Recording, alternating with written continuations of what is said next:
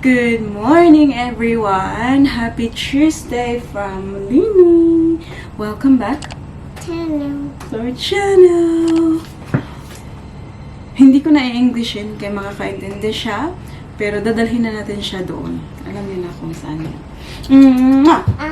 Mama! Mama!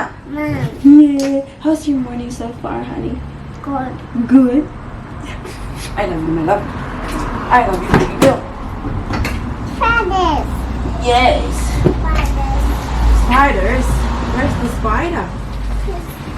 So, ang ating baby sila na guys, kapag dito kami sa bahay pa, like, umiiyak siya, sasabi niya ayaw niyang pumunta, but she's been actually good for the last few drop-offs. So, yesterday, dinala ko siya doon and she said bye without crying and she, blow kisses, kanyan. So, yung struggle lang talaga is yung paglabas ng bahay kasi ayaw niya. But, the moment na nakarating kami doon, she sees the people, naging familiar na yung mamukha sa kanya and she started making friends. So, happy na siya. Nadalap na natin ang ating baby Celine and nandito ako ngayon sa sasakyan kasi at 9 minutes time, merong appointment si mami niyo. It's just a Zoom virtual consultation for laser. So, sa mga nakasubaybay sa channel natin guys, alam nyo yung struggle ko pagdating sa aking melasma. Both cheeks, ayan. Dito sa baba, walang gaano. Dito lang talaga siya. Every time na nag-search ka online or even you're just talking like about, laser or about melasma or anything like that, lahat ng social media mo, may mga lumalabas na ads na about treatment, may mga products din na pampatanggal nitong melasma. So, yeah, it just clearly shows na nakikinig talaga sa atin yung phone, guys. The other night, I was scrolling through my Instagram and nakita ko to siya. So, nag-pop up siya, laser place na hindi kalayuan dito sa amin, guys. And I look at the results and it looks really good.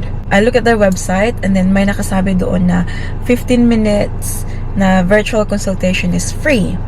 So, sabi ko, wala namang mawawala sa akin, guys. Magtatanong ako. Kasi at the moment, may nakita din ako sa page nila na they're having some sale. I think it was like 60% off. And that's really big, right? And alam niyo naman, guys, yung laser na to, it's not cheap. So, kaya marami nagsasabi sa akin na, yung melasma mo, yung makakapag-fix niyan is laser. But then, parang in-ignore ko lang kasi I know the cost. It's very expensive. Once pumunta ako ng city and nagtanong ako and it's a couple of $1,000.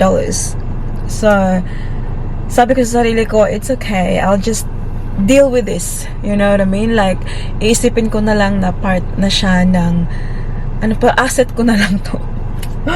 But then, hindi pa rin nawawala sa akin, guys, na the want na, of course, mag-clear yung skin kasi now that I'm not working, like, I don't really put a lot of makeup. Like, hindi na ako nagme-makeup. Like, apart from, eyebrows, dinodrawing natin yan. But, yung foundation, yung mga concealers, yung mga ganun, hindi na ako naglalagay. Like, I go outside the house bare face. So, katulad nito ngayon, ito na talaga ang aking mukha, guys. Walang filter. Ayan ang katotohanan. So, sabi ko, it would be really nice to get rid of this melasma, para more confident akong humarap sa camera. Mawala siya. Anyways, yeah. So, hinihintay ko na lang yung tawag. Sinend na nila sa akin yung link ng Zoom meeting. And in 5 minutes time, ay makakausap na natin yung, yung laser technician. Waiting.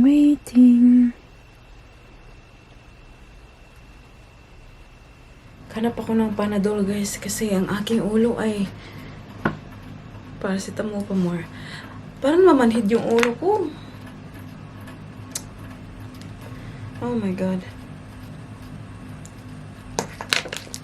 Parang yung buong mukha ko ba? Parang mamanhid. It's not the first time na nangyari. Hopefully this paracetamol will help. Anyways, nakausap ko na yung laser technician, guys. And, nagsuggest siya ng treatment for me. And she suggested Moxie. So, yeah, again, you know, it's not cheap and that. So, you will think about it. So, sabi ko, I'll consider and I'll just get in touch if I decided to go through. Anyways, yung gagawin natin today is maglilinis tayo ng bahay. Kasi tomorrow, yung real estate agent ay may inspection dito sa bahay. So, we need to make the house like look tidy and clean para sa inspection bukas. And, oh, I've got a very exciting news for you guys. And I'm super, super happy. Parang gumaan yung utak ko after I received this message yesterday. So, if you remember, na-mention ko sa inyo the issue na yung tinawag akong scammer ng isang buyer natin sa eBay. So, na-mention ko doon na it has to go through the process. So, kailangan ako maghintay until the 19th of Feb, which is yesterday, para sa result. So, in my head, even though alam kong wala naman akong kailangang ipag-alala, nag-iisip pa rin ako. Since they held the funds, kasi hindi nila nirelease yung funds, guys. Kasi kailangan nilang i-double check at i-investigate yung kaso. So, yesterday, finally, I received this message sa eBay natin. Sabi, the case is now closed. Oh my God. Such a relief, guys. We've reviewed this case and closed it without refunding the buyer. The case won't affect your seller performance. Any feedback left for this transaction will be removed. Kasi for sure, yung buyer ay mag-leave ng negative feedback. This is really good about eBay, guys, kasi they've got you covered. So hindi nakapanood ng video na yun, guys, kung ano yung nangyari. So I sold my Fendi baguette bag sa eBay. Bag was under eBay's authenticity guarantee program. So, it went to eBay's warehouse, chinek nila yung condition, yung authenticity of the bag before they ship it to the customer. So, when the customer received it, sabi niya na hindi daw orig yung bag. Even though it went through the eBay process, chinek yung authenticity and it was proved 100%, 110% authentic. So, ngayon, the buyer wanted a refund kasi hindi daw orig yung bag. But luckily, because I'm covered under eBay's program, although it took probably like a week before everything was solved, but I'm super happy na we won the case. Kasi now they can release the funds, and obviously, you know, like we got the money now, and she's got the bag. And I'm not guilty because, you know, everyone knows that the bag is authentic. So hopefully, hindi ko na alam no kasi there's no communication between me and the buyer now. So hopefully, with eBay, na-explain sa kanya na the bag is 1,000,000% authentic, and hopefully she's happy now. Kasi I think before, iniisip na niya na hindi orig kasi the condition was really good for an old ang tawag dito, parang old na style na bag. Very happy with the result. And, yeah, like wala na akong iisipin ngayon. Magpambili na naman tayo ng bigas. Now, nagre-ready lang ako ng mga bags, guys, kasi someone is coming to pick up bags. Look what we sold. Oh, love this one. Someone is picking this up. Isang tao lang to, guys. 4 na bags. So, hopefully, she'll show up. Sabi naman niya, ano na daw, she's just taking money out. Oh, love this one. Sa lahat ng bags ko, guys, ito yung pinakagusto ni Daddy Mike. Ayan. But, I'm selling it. I'm selling it. Kailangan ko ng peso. And then, here's another. Ayan. Hi guys, it's me, Paris, and Mommy just picked me up from school, and guess what? I got my third postcard. Okay, look at this. I also got my second sticker. See? It's up. I love. So we're just driving in the car, and we're gonna go to the petrol station. So do you know what the reason I got this? It's because I've been doing great work at school. My teacher think that I was a very good student. She also gave me the sticker because I've been showing rice. I'm showing it again. And that means Mr. Bazaar. Red postcard. Okay.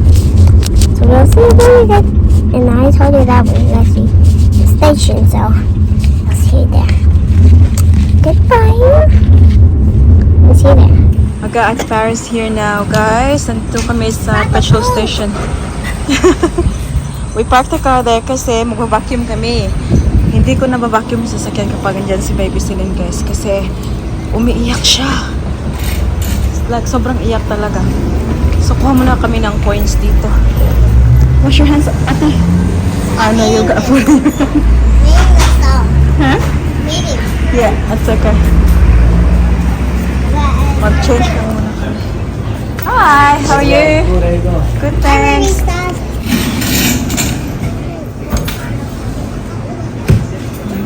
Come on. Kasi sinakain niya lahat yung lunch niya. Yan yung ginagawa namin sa kanya, guys. Kapag hindi niya nakakain yung lunch niya sa school, we make sure na sa sasakyan or before kami makakauwi ng bahay ay maubos na. Ayan. And then, I give her this. Kalip her. Careful.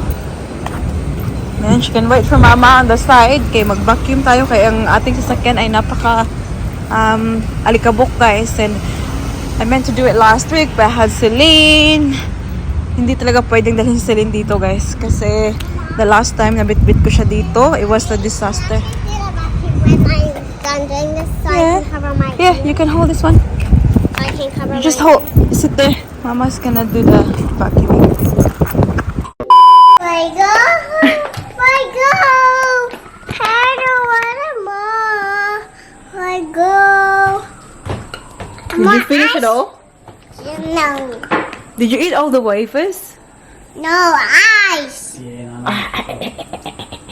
Nakauwi na si Inday from school. Nak, show your diamond. Your diamond ring. Tingnan nyo. 1 million carats diamond. That's I'm waiting for someone to pick up a bag. So kanina, di ba, may nabenta tayo earlier today. So today, well, this afternoon, we have another one. We got this Fendi tote bag. So si ate ay deposit last Tuesday, so it's been a week now. Nag-deposit siya, sabi niya, is it okay? Yung kulang daw next Tuesday. So today's Tuesday, so it's been a week. And then nag-message siya na she's coming to pick this up. So, ayan. It's gonna be hers now. Lola's getting sleepy. Come here. Come here. We're having some roast pork for tonight. And Lily's putting the salt. Whoa! That's kagamay. Tignan ako. Like this. Okay. Just a little bit. Just a little bit on the side, please. Wait, just a little bit, anak. Isa mo nakakilo, imong ibutang lang. Hey! Oh, my hand's dirty. What's the time, baby girl? My hand. Your hand's dirty? Alright, come, let's go wash it. Oh my goodness. Asin si rakyat. Wash. I help. Help. Okay, help. Ana, help. Bungkag-bungkag ang asin. Ay, kalami. Gini mo sa linoy.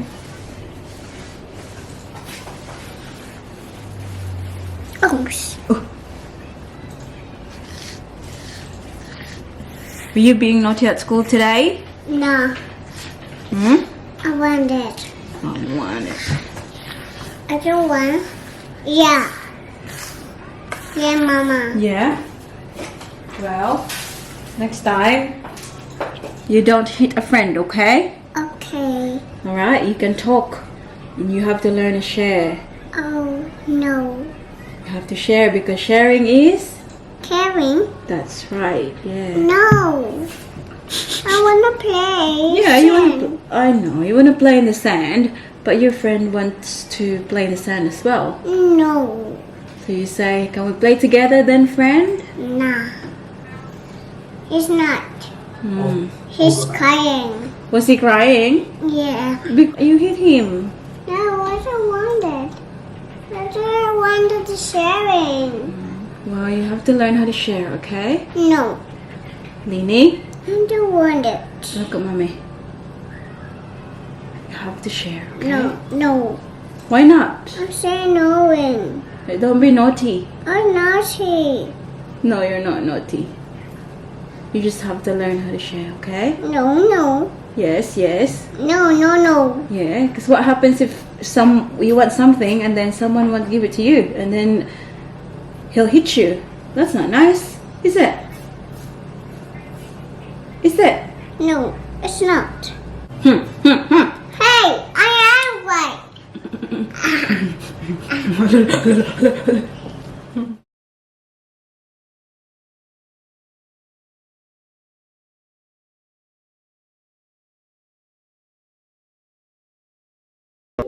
The kids are now asleep. It's 9 something na ng gabi. So, si baby Celine, pinag-shower ko siya guys first kasi Ate Paris was still eating. Actually, we were still all eating. Kaya lang, alam niyo ba? While I was eating the crackles, pork crackles, diba very crispy yun?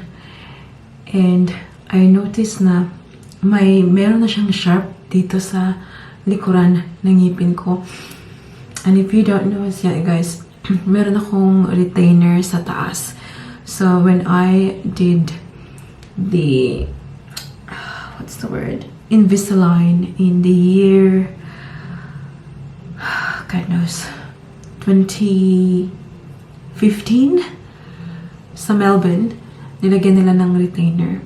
So, I remembered this happened once nung nasa Melbourne ako guys, na parang alam niyo yung parang glue nila sa retainer, na undo siya. So, parang may mafe-feel kang very sharp na steel. Alam niyo yung ganun. And, yan yung naano ko ngayon dito. Kaya nag-stop akong kumain.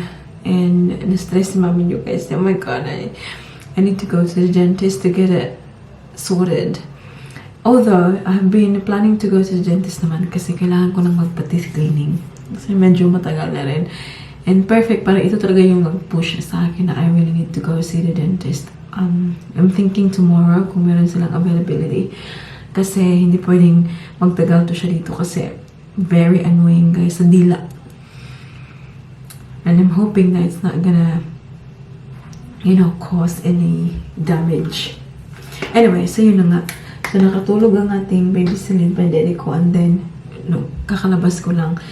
And Ate Paris is in her bedroom. Natutulog na rin siya. Pinatulog ni Daddy Mike.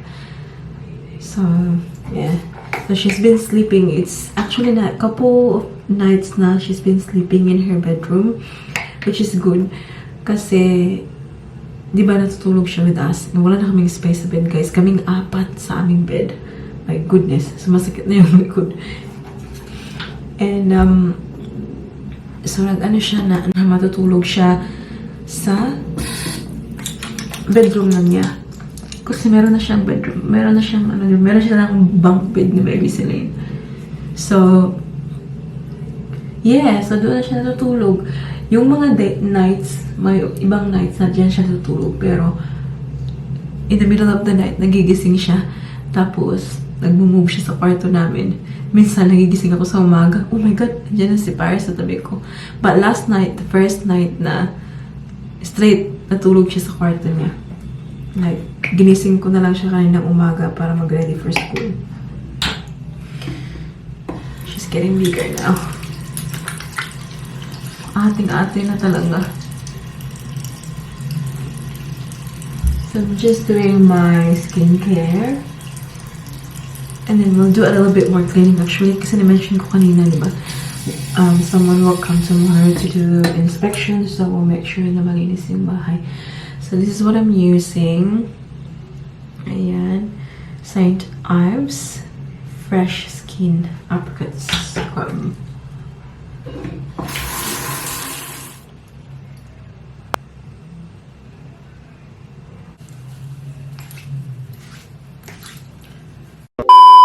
Time check, it's now midnight and gising pa rin si mami niyo guys. So, si Daddy Mike naglinis kanina sa kitchen. So it looks cleaner now. Yan, ready na yung bags ng mga kids. So naglinis ako ng bathroom and sa laundry. And also naghang ako ng damit sa likuran, sa balcony. So dito, it looks cleaner guys. Ayan, sinira namin para maganda yan siya bukas pag inspect nila. Clean the floor and everything dito sa ating bathroom. Ayan, si mami nyo. Ang aking ngipin guys, just ko Lord, kailangan ko talagang pumunta ng dentist bukas. So, I cleaned the, hindi natin pakita yan. But yeah, I did clean here. Ang naiwan ngayon sa akin guys is this. Ayan. Konti lang naman sila. I started this one kanina sa mga, tawag ito, hapon. Naiwan pa dyan, may naiwan pa doon. And, ito siya kasi mga bags na lilinisan ko para, we can put it up online. Oh, beautiful. This is the Louis Vuitton Tivoli PM. Ayan, kailangan lang yan siyang linisan, guys. See, pag nabili ko sila ng ganito, right? Like, second hand from Japan or South Korea. And then, nililinisan ko. May mga gamit ako dyan, guys. Nilinisan ko yung canvas. Also, the pochette leather. And especially, itong mga hardware nila. Kasi, pre-owned. So, hindi na sila makintab. So, meron akong mga, metal cream, mga ginagamit palinis ng bag. Meron ako guys, kasi business is life. And then I also have this one. This is Gucci. Alam niyo ba, binili ko to siya kasi actually, meron siyang mga ganyan, mga rubs sa baba. Pasensya na kung madilim guys, I turned the light off na kasi para relaxing. Relaxing habang naglilinis. Ito yung nakapag sa akin guys. Sobrang cute niya, di ba? Kakaiba siya. My heart. Tapos ewan ko kung ano pa yung isa. Ganyan na palawit. It's so cute. It's a hobo bag. So linis-linis para ma-post na, makabenta. I'm going to end the vlog here now. But magsha-shoutout tayo kasi sobrang tagal na hindi ako nakapag-shoutout. So shout out to Richard Antiga, Marlene Suitos, Lolita La Cuesta, Carmen Lu, Yet Balino, Lenny Langit, Mami Rose Sabalye. Hello Mami Rose, how are you? I hope you're doing well. Shout out to Jamila Kawaja, Judith Huawei, Charmaine Oliver, Yuli Novero, Maricar Castaneda, Mercy Narito, Irene Aliperio, Delaney Prince, Victoria Baptista, Rosella Sator, Efegenia Zarate, Ashik Life, and Nikki CN. That's about it for today's video, guys. I hope that you enjoyed. Please don't forget to give this video a thumbs up if you like it, and make sure to hit the subscribe button to be a part of this family. And I hope to see you all in the next one. Don't forget to be good, and if you can, be careful. Bye, guys. Mwah.